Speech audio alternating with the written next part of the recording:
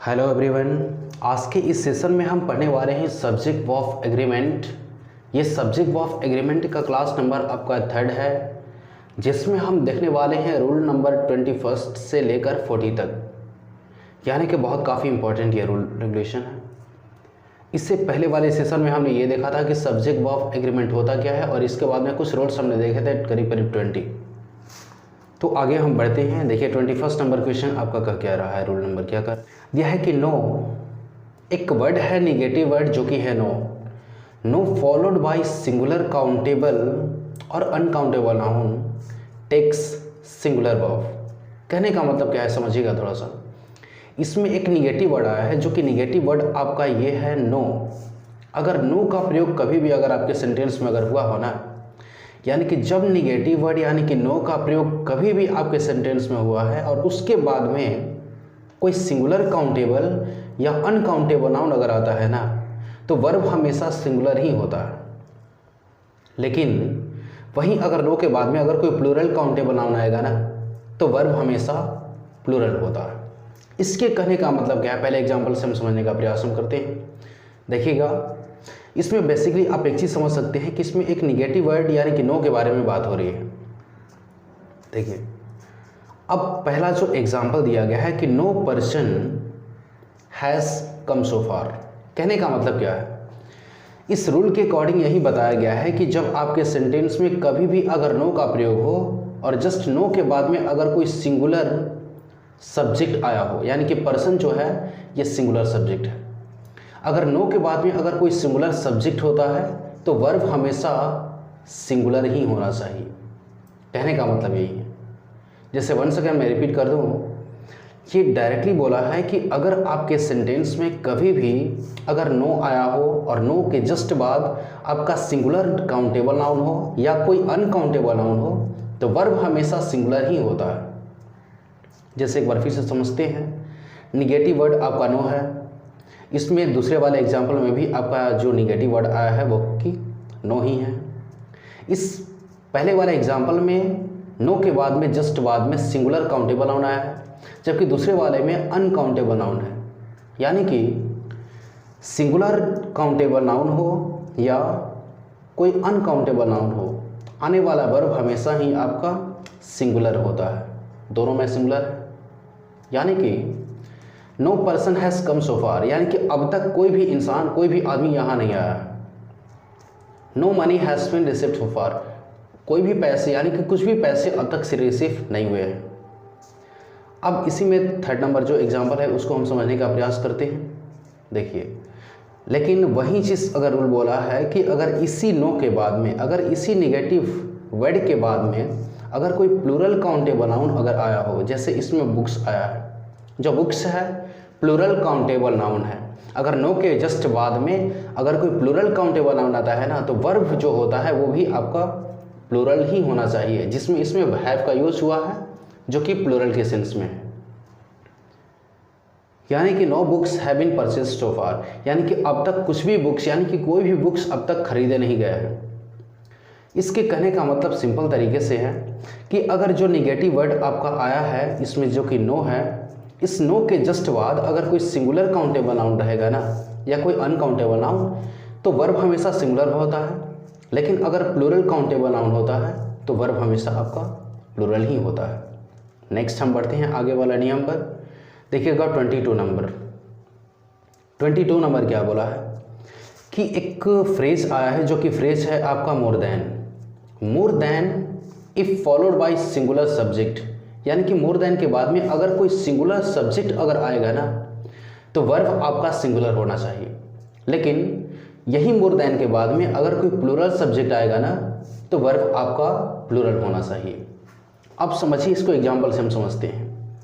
जो पहला एग्जाम्पल आपका दिया है कि मोर देन के बाद में जो आया है सब्जेक्ट आपका सिंगुलर सब्जेक्ट है। फिर से मैं रिपीट कर दूं कि पहले एग्जाम्पल में मोर देन का यूज हुआ है और मोर देन के जस्ट बाद आपका वन बॉय एक सिंगुलर काउंटेबल नाउन है।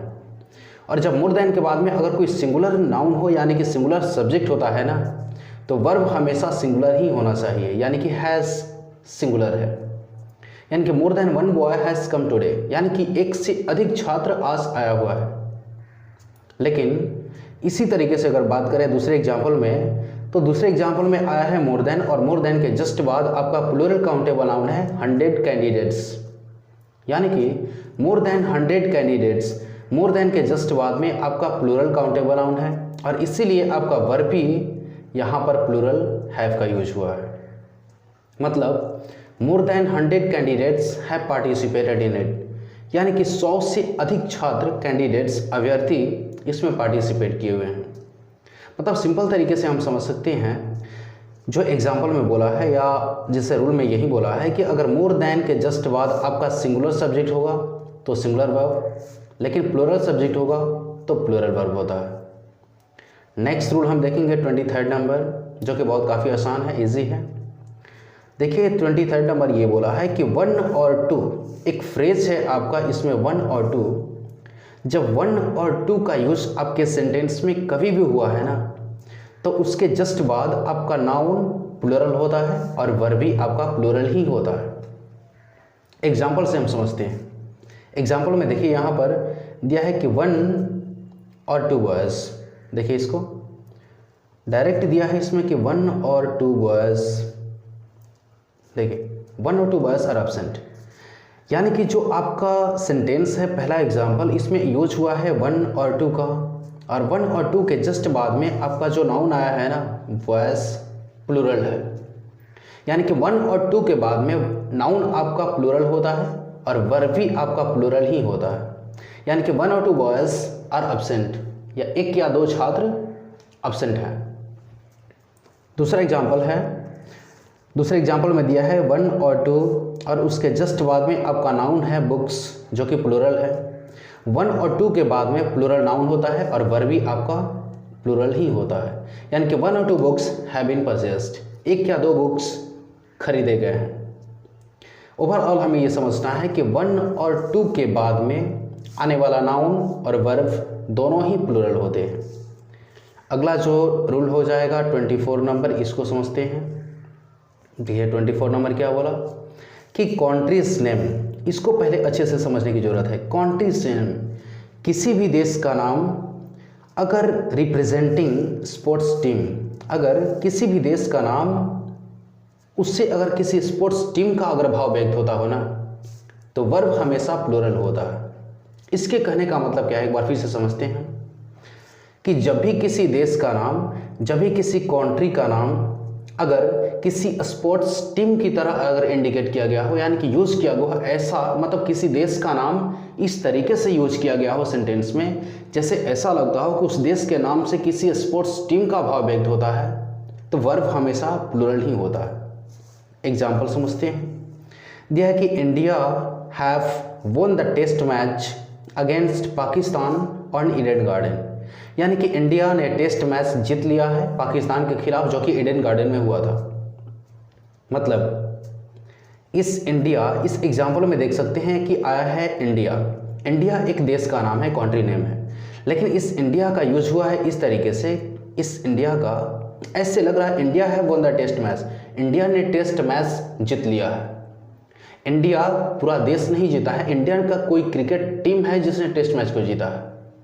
तो जब किसी देश का नाम अगर टीम की तरह यूज में हुआ हो ना, तो वर्ब आपका हमेशा ही प्लूरल होता है, जिससे यहाँ पर देख सकते हैं कि हैव का यूज हुआ है, यानी कि India have won the test match, have plural है।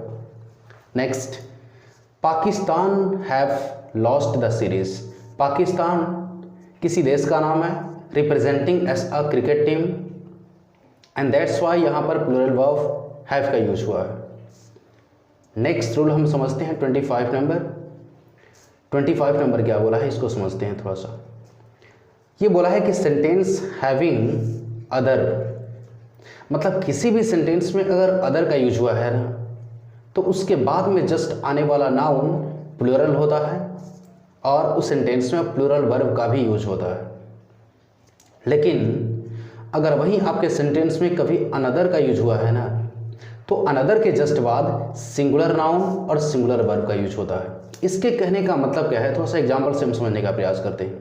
देखिए एग्जाम्पल में आप देख सकते हैं, इसमें अदर का यूज हुआ है, सेकंड वाले में अनदर का यूज हुआ है। इन दोनों को समझने का प्रयास हम करते हैं। दोनों सेंटेंस स्टार्ट है आपके देयर से, यानी कि देयर के बाद में यहाँ पर आर है और यहाँ पर इज है। कहने का मतलब क्या है कि there are other pens like ours. इसका मतलब क्या है, जो भी सेंटेंस अगर आपके देयर से स्टार्ट होते हैं ना, तो उसमें वर्ब सिंगुलर या प्लूरल होगा, ये डिसाइड अदर और अनदर करता है। यानी कि जब भी सेंटेंस में अगर आपके अदर का यूज हुआ है ना, तो अदर के जस्ट बाद प्लूरल नाउन होगा और उस सेंटेंस में वर्ब भी आपका प्लूरल ही होना चाहिए, यानी कि there are other pens like ours. ठीक है, लेकिन सेकेंड वन बोला है कि there is another pen like ours, यहाँ पर लाइक होना चाहिए था। अनदर के जस्ट बाद आपका सिंगुलर नाउन है और इसमें वर्ब भी आपका सिंगुलर ही हुआ है। मतलब ओवरऑल इसमें बताने का नियम यही बोल रहा है कि अगर आपके सेंटेंस में कभी भी अगर अदर का यूज हुआ है तो प्लूरल नाउन प्लूरल वर्ब, लेकिन अनदर का यूज हुआ है तो सिंगुलर नाउन और सिंगुलर वर्ब। ठीक है, नेक्स्ट हम समझते हैं 26 नंबर। 26 नंबर क्या बोला है, इसको समझने का प्रयास थोड़ा सा हम करते हैं। दिया है कि कलेक्टिव वर्ड्स, कुछ कलेक्टिव वर्ड्स हैं, जैसे अगर हम बात करें तो a group of, a crowd of, a bunch of, a batch of, a band of, a bucket of. कहने का मतलब ये सब क्या है, मतलब कभी भी आपके सेंटेंस में अगर कोई कलेक्टिव वर्ड्स होता है, यानी कि समूह को दर्शाने वाले ऐसे कुछ शब्द, अगर ग्रुप ऑफ बोलेंगे ना तो किसी समूह का बोध हो रहा है, किसी चीज़ का समूह। अ क्राउड ऑफ, इससे भी भीड़ यानी कि लोगों का समूह है। अ बंच ऑफ, इससे भी समूह है। अ class of, a batch of, a Galaxy of, यानी कि आकाशगंगा तारों का समूह होता है। A band of, a bucket of. अगर ये कलेक्टिव वर्ड्स अगर कभी भी आपके सेंटेंस में आते हैं ना, तो इसके बाद में जो आने वाला नाउन होता है वो नाउन आपका प्लूरल होता है, लेकिन जो वर्ब होगा आपका वो सिंगुलर ही होता है। ठीक है, जैसे एग्जाम्पल को हम समझने का प्रयास हम करते हैं। देखिए एग्जाम्पल क्या दिया है, इसमें दिया है कि a set of pens has been bought. मतलब कलेक्टिव वर्ड्स इसमें आपका आया है अ सेट ऑफ, यानी कि समूह को बता रहा है। इसके बाद में जो आने वाला नाउन है आपका पेन्स, जो कि प्लूरल है। पेन्स जो है प्लूरल है, यानी कि सेट ऑफ के बाद में आने वाला नाउन प्लूरल होता है, लेकिन वर्ब हमेशा सिंगुलर ही होता है। यानी कि a set of pens has been bought, यानी कि पेन का पूरा सेट ही खरीद लिया गया है। दूसरा एग्जाम्पल से समझते हैं। दूसरे एग्जाम्पल में दिया है आपको अ सीरीज ऑफ, सीरीज ऑफ एक समूह को दर्शाने वाले एक कलेक्टिव वर्ड है। इसके बाद में जो आने वाला नाउन आपका बुक्स, जो कि प्लूरल है, फिर भी आपका जो वर्ब है ना वो सिंगुलर हैज़ का यूज़ किया गया है। यानी कि a series of books has been published, यानी कि बुक्स की सीरीज को ही पब्लिश कर दिया गया है। नेक्स्ट समझते हैं। अगला दिया है कि अ गैलेक्सी ऑफ, इसे भी समूह का बोध होता है। इसके बाद में आने वाला नाउन स्टार्स, प्लूरल है, लेकिन वर्ब आपका इसमें सिंगुलर ही है, is seen at night. A Galaxy of stars is seen at night, यानी कि आकाश गंगा तारों का समूह रात में ही देखा जा सकता है। नेक्स्ट आपको दिया है अ बंच ऑफ, इससे भी समूह का बोध हुआ। कीज प्लूरल है, वर्ब वॉज आपका सिंगुलर है, यानी कि bunch of keys was stolen, मतलब चाबियों का गुच्छा ही खो गया है। रोल नंबर आपका 27 नंबर, इसको समझते हैं। 27 नंबर बोला है कि सम सब्जेक्ट्स, कुछ ऐसे सब्जेक्ट्स होते हैं यूजिंग लाइक प्लूरल, कुछ ऐसे सब्जेक्ट होते हैं जो प्लूरल की तरह यूज में आते हैं, ऐसा लगता है कि प्लूरल के सेंस में है। वो कौन कौन होते हैं? कुछ बुक्स का नाम होता है, कुछ कंट्री का नाम है, होटल, ऑर्गेनाइजेशन, ऐसे कुछ नाम है। तो क्या होता है कि कुछ ऐसे सब्जेक्ट हैं जो कि प्लूरल की तरह दिखते हैं, लेकिन फिर भी वो जो वर्ब लेते हैं वो सिंगुलर वर्ब लेते हैं। जैसे एग्जाम्पल समझते हैं। पहला एग्जाम्पल है कि गुलिवर ट्रेवल्स। अच्छा, गुलिवर ट्रेवल्स एक नोवेल है। सीबीएसई 9th क्लास ने डिसाइड किया था कि सीबीएसई 9th क्लास में आपका एक उपन्यास यानी कि नोवेल चलेगा गुलिवर ट्रेवल्स, जो कि बहुत काफ़ी इंटरेस्टिंग नोवेल है, लेकिन कुछ दिनों से इसको हटा दिया गया। गुलिवर ट्रेवल्स 9th स्टैंडर्ड में चलने वाला एक नोवेल था और इस नोवेल का यूज कभी भी होता है तो प्लूरल के सेंस में होता है। इसमें लगा है इस, प्लूरल के सेंस में है। ऐसा लग रहा है कि इस बुक्स का नाम जो है ना, इस किताब का नाम प्लूरल की तरह हुआ है, लेकिन फिर भी इसके साथ में जो वर्ब आता है वो आपका सिंगुलर ही होता है। यानी Gulliver travels is an interesting satire on humans. Gulliver travels एक इंटरेस्टिंग सटायर है, एक कमेंट है इंसान पर। एक और एग्जांपल है the United States of America. States plural के सेंस में, कंट्री का नाम प्लूरल के सेंस में, लेकिन फिर भी इसके साथ वर्ब आपका सिंगुलर है। मतलब United States of America is a rich country, एक समृद्ध देश है। अगला जो रूल हो जाएगा आपका 28, बहुत काफ़ी इंटरेस्टिंग है ये। देखिए बोला है कि optative sentence showing curse, bless, pray, wish always takes plural verb. ऐसा कोई भी सेंटेंस जो कि ऑप्टेटिव होता है, यानी कि ऑप्टेटिव सेंटेंस जिसमें कर्स दिखे, यानी कि अभिशाप, यानी कि श्राप को दिखाया जाए, या आशीर्वाद दिया जाए, या तो प्रार्थना या तो इच्छा की जाए, उस सेंटेंस में वर्ब हमेशा प्लूरल ही होता है। जैसे गॉड सेव द किंग, ईश्वर राजा की रक्षा करे, ये हमारी हार्दिक इच्छा है ना, हमारी इच्छा है, या भगवान से हम प्रार्थना करते हैं कि ईश्वर राजा की रक्षा करे। प्लूरल वर्ब आपका सेव का यूज हुआ है, यानी कि बेसिक फॉर्म ऑफ वर्ब आपका प्लूरल सेंस में ही होता है, पहले भी आपको बताया जा चुका है।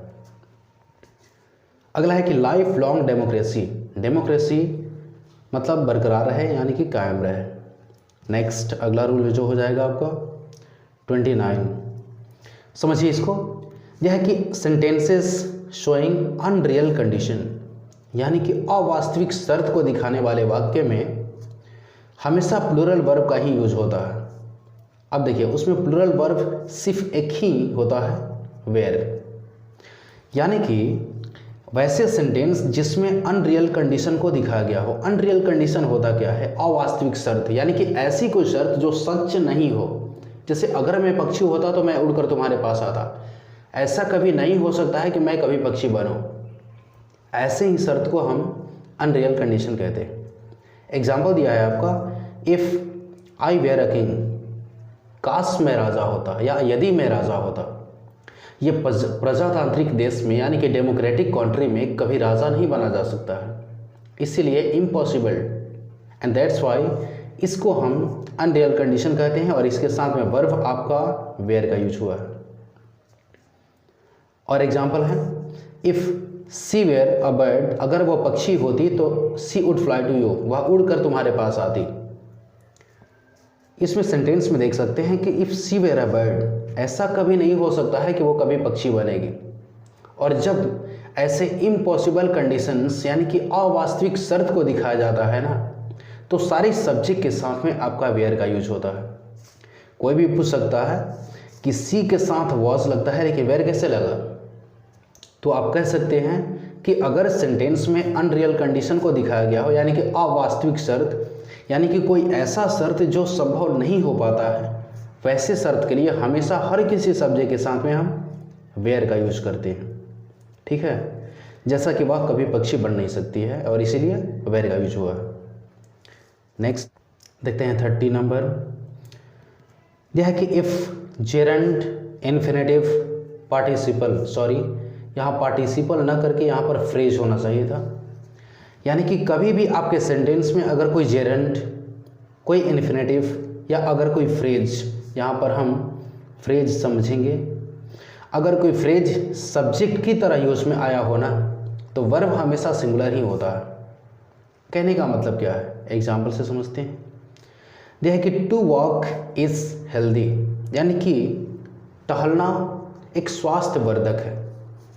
यानी कि इसमें टू और वॉक मतलब किसी भी सेंटेंस में अगर टू का यूज हुआ हो और टू के जस्ट बाद आपका वर्ब का फर्स्ट फॉर्म होना, तो उसे हम इन्फिनेटिव कहते हैं। वंस अगेन मैं रिपीट कर दूं कि कभी भी किसी सेंटेंस में टू का यूज हुआ हो और टू के जस्ट बाद अगर वर्ब का फर्स्ट फॉर्म हो, तो इसे हम इन्फिनेटिव कहते हैं। और जब यही इन्फिनेटिव अगर किसी वाक्य में सब्जेक्ट बनकर आता है ना, किसी वाक्य में अगर सब्जेक्ट बनकर आता है, तो उसके बाद में आने वाला जो वर्ब होता है वो हमेशा सिंगुलर ही होता है। यानी कि टू वॉक इज हेल्दी। अगला एग्जाम्पल समझते हैं। देखिए, walking is a good exercise, यानी कि टहलना एक अच्छा व्यायाम है। अब इसमें देखिएगा वॉकिंग जो कि सब्जेक्ट की तरह यूज में आया है, इसके बाद में आने वाला जो वर्ब है इज सिंगुलर है। मतलब जब भी कभी किसी सेंटेंस में वर्ब में अगर आईएनजी आने लगे, किसी वाक्य में अगर कोई वर्ब होता है और वर्ब में आईएनजी आने लगे और वो वर्ब में आईएनजी किसी सब्जेक्ट की तरह यूज होने लगे तो इसे हम जेरेंड कहते हैं। तो इसके बाद में आने वाला वर्ब आपका सिंगुलर ही होता है। अगला जो है where to go is not decided yet, कहाँ जाएं अब तक डिसाइड नहीं किया गया है। यानी कि वेयर टू गो 2-3 वर्ड मिलकर आपका फ्रेज बन गया है। ठीक है। अगला जो रूल है आपका 31st को समझते हैं। यह कि the subject noun in opposition subject decides the verb. कहने का मतलब क्या है यहाँ पर कि कभी भी किसी सेंटेंस में, मतलब कभी भी किसी भी वाक्य में, जब भी अगर हम देखें किसी वाक्य में जो सब्जेक्ट आया है, जैसे एग्जांपल से समझने का प्रयास करते हैं। सबसे पहले आया है you baby are very smart या वेरी स्वीट, मतलब यू तुम। अब यू की जगह पर कौन है, इस बात को जस्टिफाई करने के लिए, क्लियर करने के लिए, स्पष्ट करने के लिए एक नाउन का यूज किया गया है जो कि है यहाँ पर बेबी। इसी को हम कहते हैं नाउन इन अपोजिशन। मतलब एक सब्जेक्ट यहाँ पर यू का यूज हुआ है और यू के जगह पर कौन है, यू के जगह पर बेबी को, किसी बेबी को बोला गया है। You baby are very sweet. अब यू जो सब्जेक्ट है, इस सब्जेक्ट को जस्टिफाई करने के लिए, इसको स्पष्ट करने के लिए कि यू के जगह पर कौन है, इसके लिए हम किसी नाउन का यूज किए हैं और इसी को हम कहते हैं नाउन इन अपोजिशन। तो उस सेंटेंस में ना जो सब्जेक्ट होता है यू, इसके अकॉर्डिंग आपका वर्ब सिंगुलर या प्लुरल होता है। You baby are very sweet. दूसरा एग्जाम्पल हम समझते हैं। यह आई, मतलब आई के जगह पर कौन है, अजीत। मैं Ajit, I am an advocate, मैं एक वकील हूँ। आई के जगह पर कौन है, इस बात को जस्टिफाई करने के लिए एक नाउन आया है अजीत। इस सेंटेंस में अजीत नाउन इन अपोजिशन कहा जाता है और ऐसे वाक्य में ना वर्ब आपका सब्जेक्ट के अनुसार होता है, यानी कि आई के अनुसार ही होगा एम। अगला जो है see my wife is very cooperative, वह मेरी वाइफ बहुत काफ़ी कोऑपरेटिव है। दे प्लेयर्स आर हेल्पलेस, इसमें दे के अकॉर्डिंग आपका आर का यूज हुआ है। अगला जो रूल है आपका 32 नंबर, इसको समझते हैं।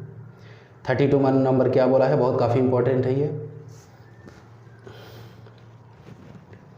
देखिए, the following and the undersigned. The following का मतलब होता है निम्नलिखित, अंडरसाइंड मतलब होता है अग्रलिखित, ऊपर लिखा हुआ या नीचे लिखा हुआ।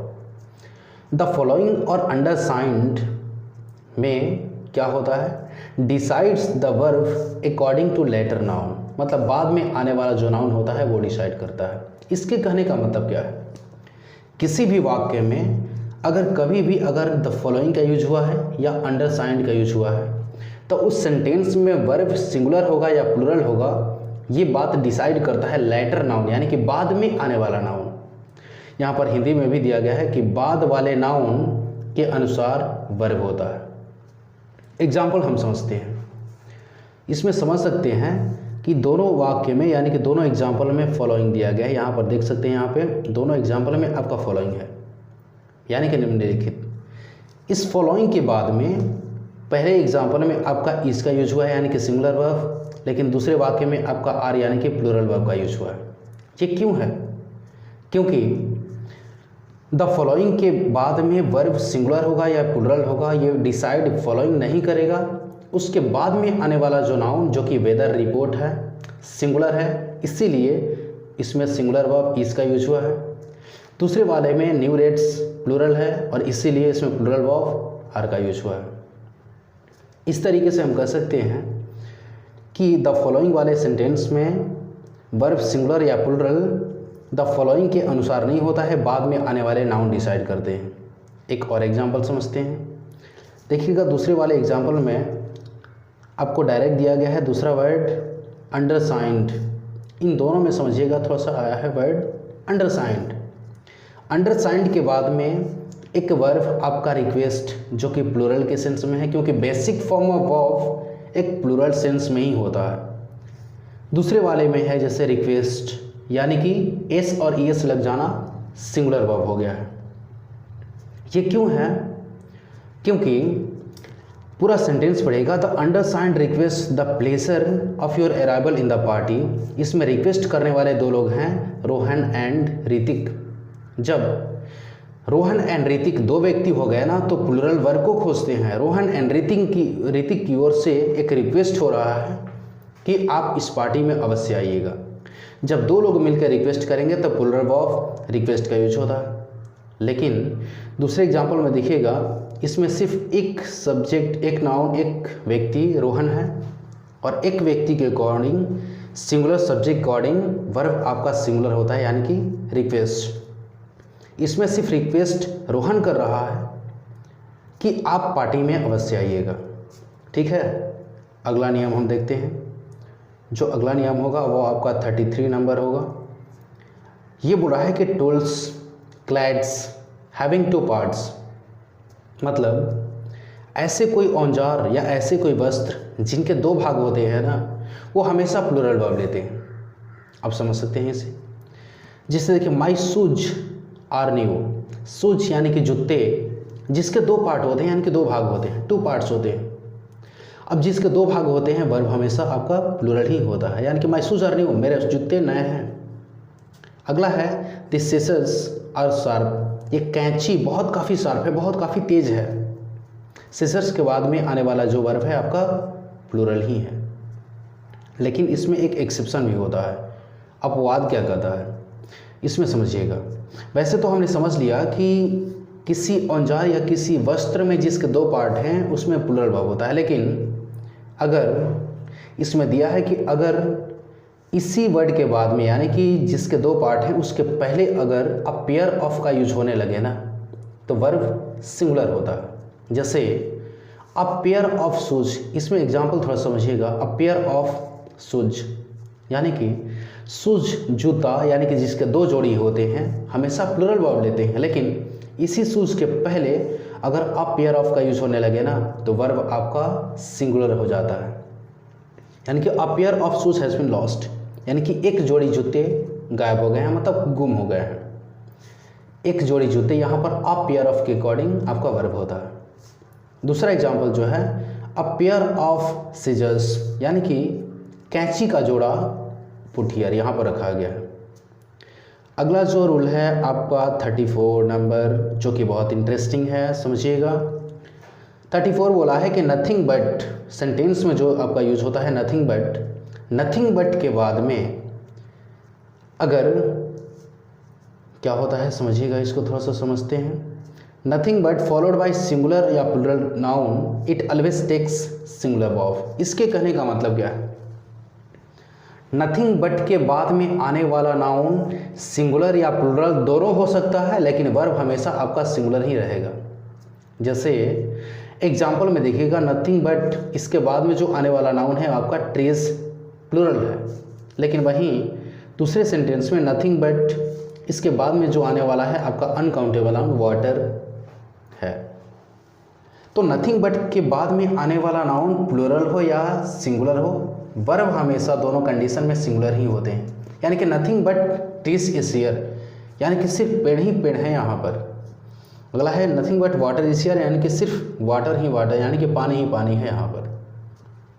अगला जो रूल होगा 35, देखिए 35 क्या बोल रहा है, बहुत काफ़ी इंटरेस्टिंग है। इसमें बहुत काफ़ी लोग कंफ्यूज होते हैं, इसको थोड़ा सा ध्यान से समझने की ज़रूरत है। देखिए मीन्स, एक वर्ड का यूज हुआ है इसमें मीन्स का यूज दो सेंस में होता है, ट्वाइस सेंस। इसके दो अर्थ होते हैं। एक अर्थ होता है मेथड, यानी कि उपाय। इस मीन्स का अर्थ होता है उपाय, और इसी मीन्स का अर्थ होता है मनी, यानी कि पैसा। अब इसमें क्या है नियम, एक वर्ड हमारा आया है जो मीन्स के दो अर्थ होते हैं, उपाय और पैसा दोनों होता है। लेकिन जब इस मीन्स का यूज मेथड यानी कि उपाय के अर्थ में हुआ होगा ना, तो वर्ब आपका सिंगुलर होगा। लेकिन इसी मीन्स का अगर अर्थ मनी होता है पैसों के अर्थ में, तो वर्ब आपका प्लूरल होता है। जैसे एग्जांपल हम समझते हैं, एग्जांपल समझने का प्रयास हम करते हैं। यह कि every means has been tried, यानी कि हर तरीके हर उपाय प्रयास किए जा चुके हैं। इसमें जो मीन्स आया है ना, इस मीन्स का अर्थ उपाय के अर्थ में है, तरीका के अर्थ में। Every means has been tried, हर एक उपाय किए जा चुके हैं, प्रयास किए जा चुके हैं। दूसरा एग्जाम्पल है कि my means are not fair, मेरे मीन्स, यहाँ पर मीन्स का अर्थ पैसे के सेंस में। माई मीन्स यानी कि मेरे पैसे उतने उचित नहीं हैं, मतलब उतनी मात्रा में नहीं है, ठीक है। और एग्जाम्पल से समझते हैं हम, यह कि my means are not sufficient to buy a Fortuner, यानी कि मेरे पैसे उतने सफिशेंट नहीं हैं कि मैं फॉर्चूनर खरीद सकूं।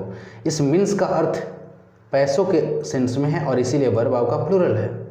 लेकिन यही मीन्स का अर्थ अगर उपाय के अर्थ में होता है ना, तो वर्ब आपका सिंगुलर होता है। सच मीन्स इज नॉट प्रॉपर, ऐसे तरीके उचित नहीं है, ऐसे उपाय उचित नहीं है।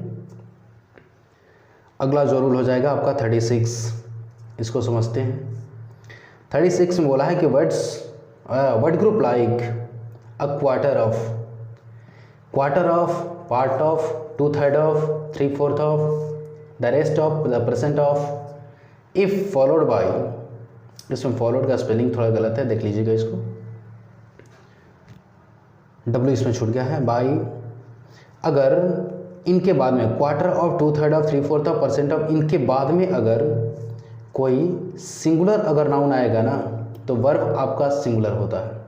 लेकिन इसी के बाद में अगर प्लूरल नाउन आएगा ना, तो वर्ब आपका प्लूरल होता है। जैसे पहला जो एग्जांपल दिया है कि a quarter of mango is ripen, यानी कि अ क्वार्टर ऑफ मैंगोज, इसमें क्वार्टर ऑफ के बाद में जो आने वाला नाउन मैंगो है वो कि सिंगुलर है। क्वार्टर ऑफ के बाद में मैंगो सिंगुलर है, इसीलिए वर्ब आपका सिंगुलर इज का यूज हुआ है। लेकिन यही क्वार्टर ऑफ के बाद में मैंगोज प्लूरल है और इसीलिए आपका वर्ब प्लूरल है, आर रोटेन। और एग्जांपल देखते हैं, यह कि 2/3 ऑफ द फील्ड, जो कि सिंगुलर है, इस ऑक्युपाइड, मतलब कब्जा किया जा चुका है। अगला है 2/3 ऑफ बॉयज़, 2/3 बच्चे, आर एब्सेंट, बॉयज़ प्लूरल है इसीलिए प्लूरल ऑफ आर का यूज हुआ है। इसमें एक एक्सप्रेशन बताता है, क्या चीज़ कहता है कि द परसेंट ऑफ फेल्योर्स, कभी भी आपके वाक्य में अगर द परसेंट ऑफ आ जाएगा ना, उसके बाद में आने वाला जो नाउन होता है वो प्लूरल होता है, लेकिन वर्ब हमेशा सिंगुलर ही होता है। The percent of failures is too high, माने असफल होने वाले बच्चों की जो परसेंट है बहुत काफ़ी हाई है। 37 नंबर क्या है कि इन एडजेक्टिव क्लॉज, किसी एडजेक्टिव क्लॉज में जो नाउन होता है ना, किसी भी एडजेक्टिव क्लॉज में जो नाउन होता है ना, after who which that decides the verb. कहने का मतलब क्या है, किसी भी वाक्य में अगर विच का यूज हुआ हो, अगर हु का यूज हुआ हो, उस सेंटेंस में आपका वर्ब हु और विच के अकॉर्डिंग नहीं होता है। मतलब गिव मी अ पेन, मुझे कलम दीजिए, विच इज न्यू, जो कि नया है, इसमें इज का यूज हुआ है। क्यों हुआ है? विच के अकॉर्डिंग नहीं, विच के पहले आए हुए नाउन के अकॉर्डिंग, यानी कि विच के पहले एक सिंगुलर नाउन आया है अ पेन, इसीलिए सिंगुलर वर्ब इज का यूज हुआ है। लेकिन इसी सेंटेंस में देखेंगे कि इसमें हु के पहले आपका पर्सन्स प्लूरल नाउन है, इसीलिए प्लूरल वर्ब आर का यूज हुआ है। यानी कि हेल्प द पर्सन्स, उन लोगों की मदद कीजिए हु आर पुअर, जो कि गरीब हैं। ठीक है, अगला जो रूल है उसको देखते हैं। अब देखिए, इसको तो पढ़ रहे हैं, लेकिन अगर जहाँ कहीं डाउट होता है उसको मैसेज कीजिए, कमेंट कीजिएगा, उस पर आपको स्पेशल डेडिकेटेड वीडियोज मिलेगा। अगला जो देखते हैं नियम क्या है, 38 बोला है कि if hair is used as plural countable takes plural verb. मतलब वैसे जो हेयर होता है ना, ये हेयर एक अनकाउंटेबल नाउन है। जैसे my hair is black, hair को काउंट नहीं करते हैं, लेकिन जब यही हेयर के पहले कोई संख्या सूचक शब्द आकर इसको प्लूरल काउंटेबल नाउन बना दे तो वर्ब प्लूरल होता है। यानी कि 5 हेयर्स यानी कि 5 बाल ऑन हर हेड, उसके सर पर आर ग्रे, भूरे हैं। मतलब हेयर अनकाउंटेबल होता है, लेकिन इसके पहले 5 आकर संख्या सूचक शब्द आकर इसको प्लूरल बना दिया, 5 हेयर्स, और उसके सर पे 5 बाल आर ग्रे होते हैं। अगला है कि 10 हेयर्स, 10 बाल on her head are snatched away, 10 बाल उसके उखाड़े जा चुके हैं। मतलब होता है स्नैच अवे का मतलब होता है उखाड़ देना, यानी कि कभी दो लोगों के बीच में झगड़े होते हैं गर्ल्स में, छोटा छोटी। अगला जो नियम है आपका 39, ये क्या बोला कि words like audience, family, public, crowd, committee, team, company, staff, ये अगर वर्क करते हैं, अब इन वर्ड्स के बाद में मतलब ये जो वर्ड हैं ऑडियंस, फैमिली, कमेटी, टीम, अगर इनका प्रयोग अगर कलेक्टिव की तरह यूज हुआ, यानी कि समूह का अगर बोध होता हो ना, तो वर्ब सिंगुलर होता है। लेकिन अगर नाउन ऑफ मल्टीट्यूड का प्रयोग होता है की तरह यूज होता है, यानी कि अलग अलग व्यक्ति का बोध होता है, तो प्लूरल वर्ब लेता है। मतलब ये जो भी वर्ड्स है ना, अगर इनसे समूह का बोध होगा तो सिंगुलर वर्ब, लेकिन अलग अलग व्यक्ति का बोध होगा तो प्लूरल वर्ब। एग्जाम्पल से समझते हैं हम। देखिए द क्राउड, इसमें देखिएगा इन दोनों एग्जाम्पल में देखिए द क्राउड का यूज हुआ है। द क्राउड एक वर्ड है। इस क्राउड के बाद में पहले वाले में आपका सिंगुलर वर्ब है, दूसरे वाले में प्लूरल वर्ब। क्यों है? पहले वाले में जो क्राउड है ना, वो किसी समूह का बात कर रहा है, यानी कि crowd has been dispersed. Market में किसी भीड़ में बम फूटा और बम फूटने की वजह से पूरा भीड़ ही डिस्पर्स्ड यानी कि छितरा गया। पूरे क्राउड को समूह की तरह डील किया गया है, पूरा भीड़ ही छितरा गया, मतलब अलग हो गया। लेकिन दूसरे वाले में the crowd are fighting on themselves, यानी कि भीड़ वाले लोग आपस में झगड़ रहे हैं, यानी कि एक एक व्यक्ति, यानी कि अलग अलग व्यक्ति का अगर बोध हुआ है, अलग अलग व्यक्ति का बोध हुआ है, इसीलिए आपका वर्ब आपका प्लूरल आर का यूज हुआ है। ठीक है, समूह का बोध होगा तो इस यानी कि सिंगुलर, अलग अलग व्यक्ति का यूज होगा तो प्लूरल। दूसरे में देखते हैं, अगला में दिया है द कमेटी, 2 वर्ड है कमेटी। इस कमेटी के बाद में पहले वाले में सिंगुलर वर्ब, दूसरे वाले में प्लूरल वर्ब। पहले वाले में कमेटी को समूह की तरह बताया गया, committee has decided the norms, यानी कि पूरी कमेटी ने मिलकर इस नियम को डिसाइड किया है।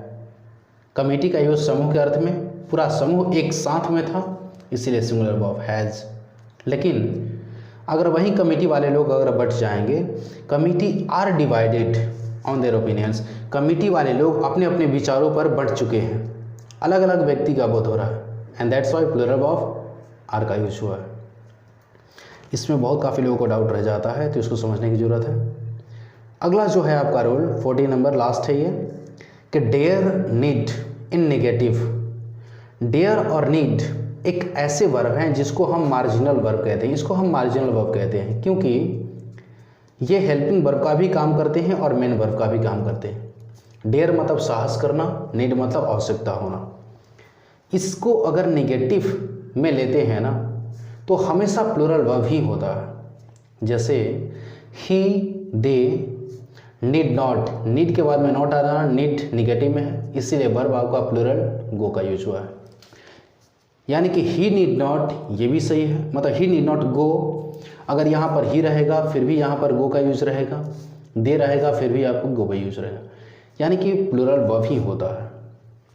वैसे भी हमें पता होता है कि जो बेसिक फॉर्म ऑफ वर्ब जो होता है प्लूरल के ही सेंस में होता है। अगला है कि सी डेयर नॉट या we dare not speak with him, उससे बात करने के लिए हमारी हिम्मत नहीं होती है, यानी कि साहस नहीं हम करते। ठीक है, तरीके से है तो वीडियो को लाइक कर दीजिए, और हाँ दोस्तों के साथ शेयर भी कर दीजिएगा, क्योंकि वह भी अपनी पढ़ाई पूरी करें। चलिए, थैंक यू।